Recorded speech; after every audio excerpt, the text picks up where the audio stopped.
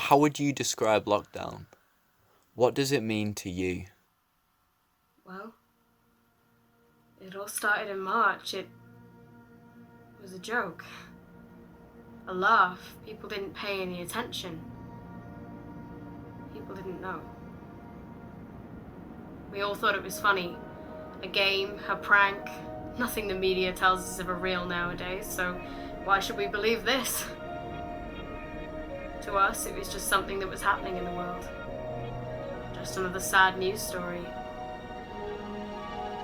This time it was different.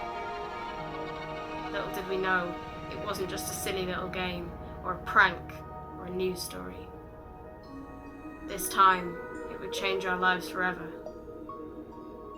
Little did we know, it would take those closest to us. Not just because of the virus. I remember that day like the smell of a home-cooked meal. I've replayed it in my head like a forgotten voice, playing over and over on the news, Wuhan this, Wuhan that, virus this, virus that. Everyone just thought it was a tragedy happening far, far away, not to us, but to them. It was them who were infected, but that day I wasn't feeling my best. My body must have known something is wrong. I didn't feel okay. It was like dark clouds covering a bright blue sky.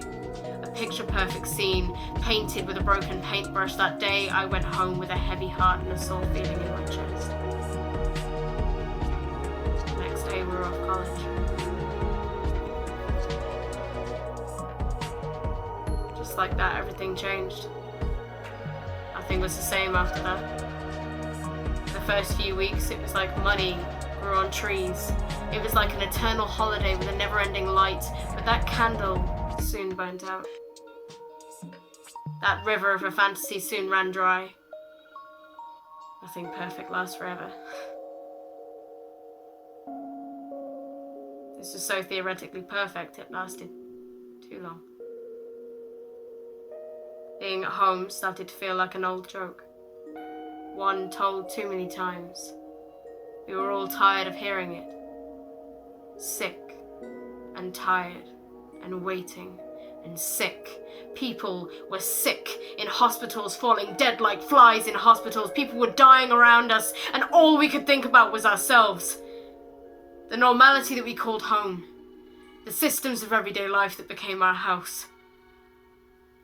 They were no longer there.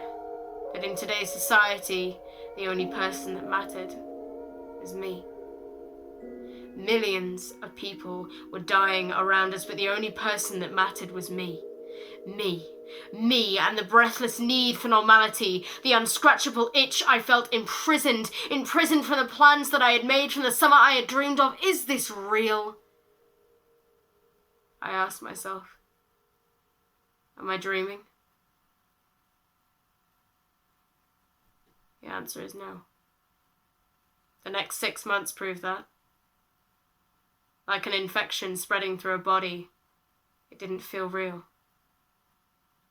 Not until now, at least. Not until a year later. The world is no better than it was. Maybe even worse. Not until a year later, when nothing has changed. This is my reality now. This is where I stand. This is where I live. This is where I breathe. In all but 1 year, I have aged 1,000 minds. When it began, I was 16, and now I am 18. As a teenager, I always thought I'd grown up. Thought I knew it all. Thought I'd read the book of life. Little did I know. Just around the corner, there is an entire library. But because of this lockdown, I've been able to begin reading through that library, word by word. I found myself maturing. I found me.